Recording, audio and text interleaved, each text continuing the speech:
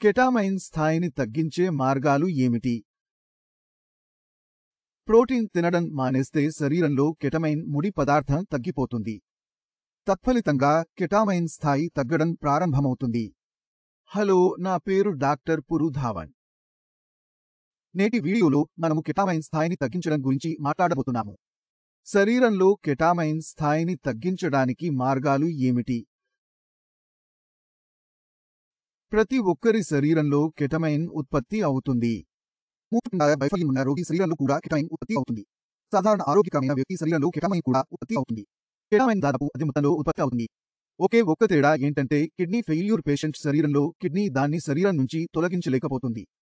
మూత్రపిండాలు శరీరం నుండి కెటామైన్ తొలగించలేకపోతే అది రక్తంలో పేరుకుపోవడం ప్రారంభిస్తుంది. రక్తంలో కెటామైన్ విలువ పెరగడం ప్రారంభమవుతుంది. GFR విలువను కెటామైన్ విలువ నుండి లెక్కిస్తారు. GFR విలువను కెటామైన్ విలువ నుండి లెక్కిస్తారు.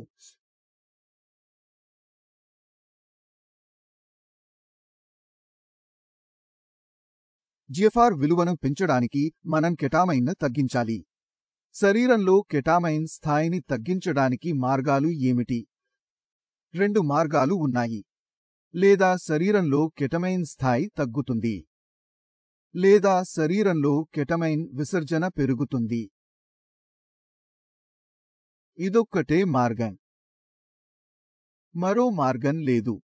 కిడ్నీ ఫెయిల్యూర్ పేషెంట్ మన దగ్గరకు వచ్చినప్పుడు 2 పద్ధతుల్లో పని చేయడానికి ప్రయత్నిస్తాం. రోగి శరీరాన్ని జాగ్రత్తగా చూసుకోవాలి. కెటామైన్ ప్రోటీన్ యొక్క మూల పదార్థం.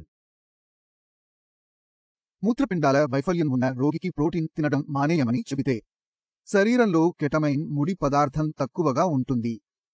తత్ఫలితంగా కెటామైన్ స్థాయి తగ్గడం ప్రారంభమవుతుంది. ముఖ్యమైన విషయం ఏమిటంటే శరీరమంతా ప్రోటీన్తో తయారవుతుంది.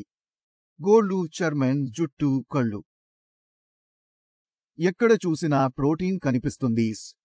మనం ప్రోటీన్ తీసుకోవడం ఆపివేసినప్పుడు అది శరీరాన్ని ప్రభావితం చేస్తుంది. హిమోగ్లోబిన్ స్థాయి తగ్గుతుంది. శరీరం యొక్క మరమ్మతు పని సాధ్యం కాదు. ప్రోటీన్ తీసుకోవడం మానేయడం మనకు పెద్ద నష్టం. కెటామైన్ స్థాయి తగ్గినప్పుడు రోగి ప్రోటీన్ తినడం ఆపలేడు. కిడ్నీని రిపేర్ చేయాల్సి ఉంటుంది. మూత్రపిండాలను రిపేర్ చేయడానికి మనకు మరీ ప్రోటీన్ అవసరం. ఇది శరీరంలో ఉండదు. ప్రోటీన్ తక్కువ స్థాయిలో ఉండడం వల్ల శరీరంలో నీరు ప్రవహించడం ప్రారంభమవుతుంది. కొత్త విషయాలు చూడటం మొదలు పెడతాం. మనం ప్రోటీన్ తీసుకోవాలి, కానీ మనం దానిని సమతుల్యంగా చేయాలి. శరీరానికి కావాల్సినంత ప్రోటీన్ ఇవ్వాలి. శరీరం తన ప్రాథమిక విధులను నిర్వర్తించగలదు. మేము మా రోగులకు ప్రోటీన్ తీసుకోమని చెబుతాము, కానీ మనం దానిని సమతుల్యంగా చేయాలి. సులభంగా జీర్ణమయ్యే ప్రోటీన్ తీసుకోవాలి. దాన్ని సులభంగా గ్రహించవచ్చు. మరి మన కెటమైన్ను సమతుల్య మార్గంలో తయారు చేయాలి. అటువంటి ప్రోటీన్ అంటే ఏమిటి? అలాంటి ప్రోటీన్ దాల్ పప్పు సులభంగా జీర్ణమవుతుంది. జ్వరం 100 లేదా 101 ఉంటే మీ కుటుంబ సభ్యులు మీకు కిచిడి తినమని చెబుతారు. కిచిడి తినమని ఎందుకు చెబుతారు? ఎందుకంటే ఇది తేలికగా జీర్ణమవుతుంది. దాల్, మూంగ్, మసూర్ మరియు మోర్. ఎందుకంటే ఈ 3 ధాన్యాలు చాలా తేలికగా ఉంటాయి. ఈ తేలికగా జీర్ణమవుతుంది. ఇక్కడ నుండి మనం ప్రోటీన్ యొక్క మూలాన్ని తీసుకుంటాము. మనం తీసుకునే రెండో వనరు పాలు. పాలు శరీరంలో సులభంగా శోషించబడతాయి. దీనివల్ల పెద్దగా ఇబ్బంది ఉండదు. పాలను జీర్ణం చేసుకోగలిగిన వారికి పాలు సరిపోతాయి. కానీ వాటి పరిమాణం కూడా ముఖ్యం. వాటిని మనం ఎంత పరిమాణంలో తీసుకుంటున్నాం?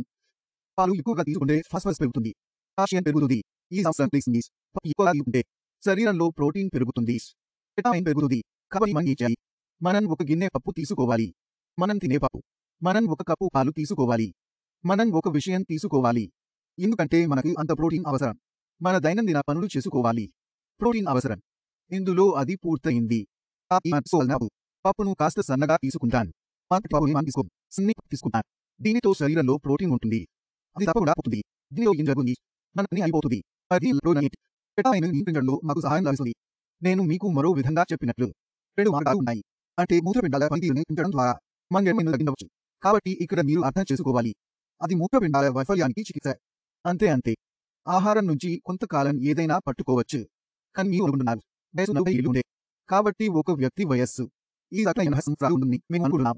40 ఏళ్లలో మూత్రపిండాలు క్షీణించడం ప్రారంభిస్తే, అంటే వచ్చే 40 ఏళ్లలో మీరు ఆహారాన్ని చాలా గట్టిగా ఉంచగలరా? మీరు దాన్ని ఉంచుకోలేరు. ఈ కారణంగా మేము మొదటి సమతుల్య ఆహారాన్ని ఉంచాము. ఇందులో ప్రోటీన్ పరిమాణం తక్కువగా ఉంటుంది, కానీ ఆ మొత్తం ఉంది. ఇప్పుడు ఏం చేద్దాం? మేము మూత్ర మార్గం నుండి కెటామైన్ను తొలగిస్తాము. ఇందుకోసం కిడ్నీని కొద్దిగా అర్థం చేసుకోవాలి. మూత్రపిండాలు చిన్న నెఫ్రాన్లతో తయారవుతాయి. ఇది మీ చుండై వస్తుంది. ఇది మీరు చూస్తున్నారా? ఎవరైనా బాధపడటం మొదలు పెడితే అప్పుడు ఈ చిన్న యూనిట్లు ఇబ్బంది పడటం ప్రారంభిస్తాయి. కాబట్టి వైద్యుడు మరియు రోగి యొక్క మొదటి దశ ఏమిటి? దానివల్ల కిడ్నీ దెబ్బతింటుంది. దాన్ని అదుపులోకి చూడండి. కొన్ని విషయాలు ఉన్నాయి. అవి వంశావళిలో ఉన్నాయి. బీపీ, షుగర్ లాంటివి. 80% మూత్రపిండాల వైఫల్య కేసులు. దానికి కారణం బీపీ, షుగర్. మీ కిడ్నీ బీపీతో బాధపడుతోందనుకుంటే బీపీ ఎక్కువగానే ఉంటుంది. మూత్రపిండాలు బాధపడుతూనే ఉంటాయి. కెటామైన్ విలువలు పెరుగుతాయి. చివరకు కిడ్నీ చివరి దశకు చేరుకుంటుంది. కాబట్టి మొదటి విషయం మీరు గుర్తించాలి. మూత్రపిండాలు దెబ్బతినడానికి కారణం ఏమిటి? బీపీ ఉందా లేదా షుగర్ ఉందా? ఒకసారి మీరు గుర్తించిన తర్వాత మీరు అలా చేయలేరు. డాక్టర్ అలా చేశాడు.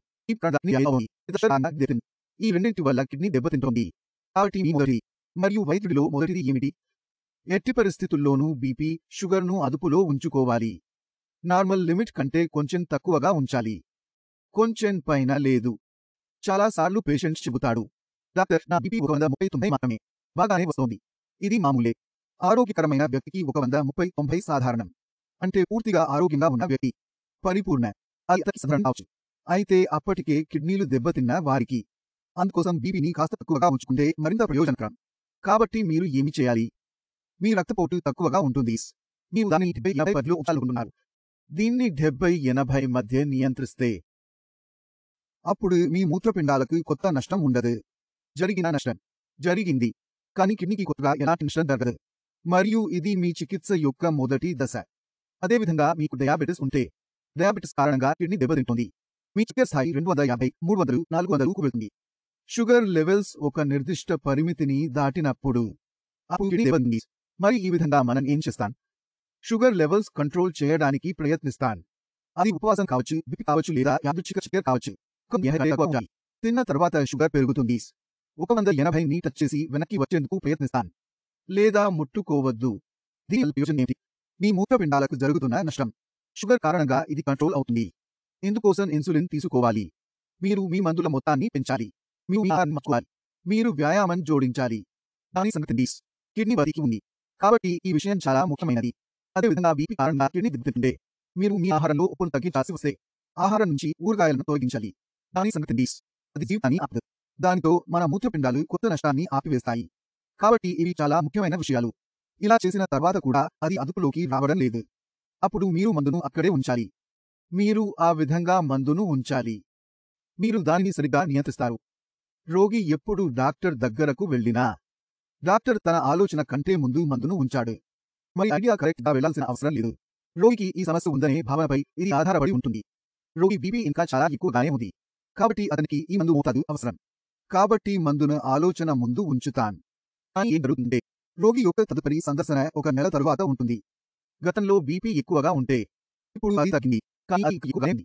ఇది సాధారణ పరిమితి కంటే ఎక్కువ. కాబట్టి మూత్రపిండాలకు నష్టం జరుగుతూనే ఉంటుంది. తర్వాతి రిపోర్టు మళ్లీ దారుణంగా ఉంది. కాబట్టి మీ మొదటి ఫజ్ ఏమిటి? మెడిసిన్ స్టార్ట్ చేయండి. ఔషధం ప్రారంభించిన తర్వాత ఫస్ట్ తయారు చేయబడుతుంది. బీపీ, షుగర్ను రోజు పర్యవేక్షించాలి. మరియు నా బీపీ ఇంత ఎక్కువగా ఉంది, బీపీ టెస్ట్ చేస్తే. కాబట్టి మందు తీసుకునే ముందు పరీక్షిస్తాను. మందు తీసుకున్న తర్వాత కాదు. ఉదయాన్నే చేసే మొదటి పని బీపీ చెక్. మీరు ఇంకో చేస్తారు. ఎందుకంటే 24 గంటలు 365 రోజులు చాలా ఎక్కువ కాలం బీపీని అదుపులో ఉంచుకోవాలి. మందు తీసుకున్న తర్వాత బీపీ నియంత్రణలోకి వస్తుంది. కొన్ని గంటల తర్వాత మళ్లీ పెరగడం మొదలవుతుంది. కాబట్టి అక్కడ ఏం జరుగుతుందో మనం ఎప్పుడూ బీపీ మిషన్తో కూర్చోవడం లేదు. బీపీ మళ్లీ పెరిగి కిడ్నీ దెబ్బతింటుంది. ఇప్పుడు బీపీ మధ్యలో చేసే ఈ చిన్న డ్యామేజ్ ఇది 2 మందుల మధ్య కొద్దిగా నష్టం కలిగిస్తుంది. సమస్య ఏమిటి? దానితో డ్యామేజ్ పెరుగుతుంది. పెరుగుతుంది. మరి మేము ఏం చేస్తాం? మందు తీసుకునే ముందు బీపీ చెక్ చేసుకుంటాను. బీపీ బాగుంటే మందు కూడా తీసుకుంటాను. బీపీ తక్కువగా ఉంటే మందు తగ్గిస్తాను. కానీ మేము దాన్ని ఆపము. సరే, మీ బీపీ ఎక్కువగా ఉంటే ఆ తర్వాత మందును పూర్తిగా తీసుకుంటాను. మేము మా వైద్యుడిని పిలుస్తాము.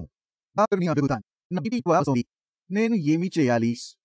తద్వారా ఈ రోజు అది అదుపులోకి వస్తుంది.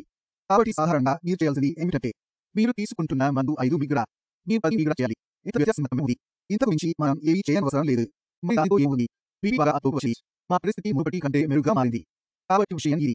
బీపీ, షుగర్ను ఎలా అదుపులో ఉంచుకోవాలి? దాన్ని నియంత్రించడం వల్ల మనకు ఏం లాభం? దీని తరువాత మా రెండవ దశ మూత్రపిండాల పనితీరును పెంచుతుంది. మూత్రపిండాలని మనం అర్థం చేసుకోవాలి. బీపీ, షుగర్ వల్ల కిడ్నీలో ఎలాంటి డ్యామేజ్ జరిగింది?